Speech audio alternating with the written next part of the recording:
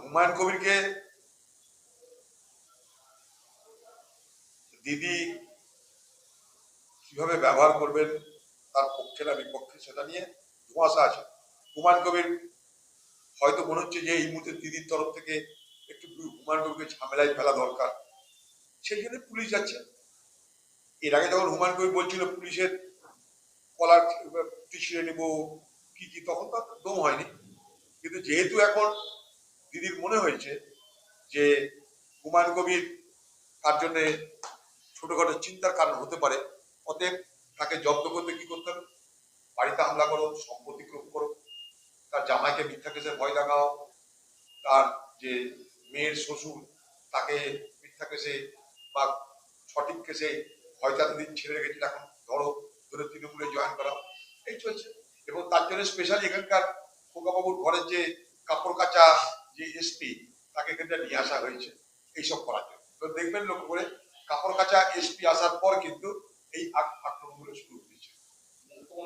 এটা সারা এশিয়াতে কিন্তু এই সংকট তৈরি হবে, কারণ ওই হরমুজ প্রণালী দিয়ে 20% বিশ্বের তেল গ্যাস সেখানে যাতায়াত করে।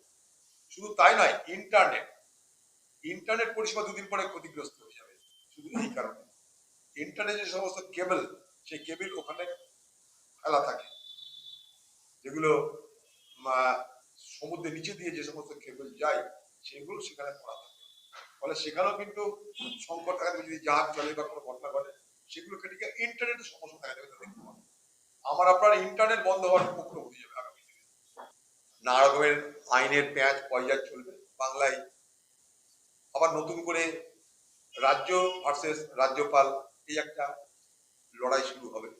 আপনারা দেখতে পাবেন আনন্দ বোস করতে গেছিল, তাকে চরিত্রহীন বানিয়ে থামিয়ে দেওয়া হলো।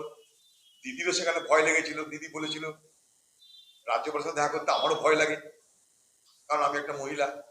যেখানে পশ্চিমবঙ্গের মুখ্যমন্ত্রীর পুরনো রাজ্যপালের সঙ্গে দেখা করতে ভয় লেগেছিল কারণ তিনি মহিলা বলে, আর রাজ্যপাল চরিত্রহীন বলে, সেখানে দেখি আর কোন চরিত্রবান স্বামী বিবেকানন্দ আসছে না কে আসছে। সংকটের বাজারে লুট চলবে। সংকটের বাজারে তো যারা অসাধু ব্যবসায়ী, তারা সংকটের বাজার তৈরি কখন আসবে তার জন্য অপেক্ষা করে। এখন যেমন ধরুন ঈদের বাজার, রমজানের বাজার, ফলের দাম বেড়ে গেছে, রমজান শেষ যাবে ফলের দাম কমে যাবে। সংকট অসাধু ব্যবসায়ীদের রোজগার করার একটা বড় রাস্তা। এখন রাজ্যের তরফ থেকে, কেন্দ্রের তরফ থেকে, উভয়ের পক্ষ থেকে এই সমস্ত কারবারিদের বিরুদ্ধে কড়া পদক্ষেপ নেওয়া দরকার। না তো আমাদের দেশে সাধারণ মানুষের জীবনে বড় সংকট আসছে এই গ্যাস সাপ্লাই। যদি এই যুদ্ধ চলতে থাকে, কোথায় যে যাবে তেলের দাম, কোথায় যাবে গ্যাসের দাম, আমরা কল্পনাও করতে পারছি না।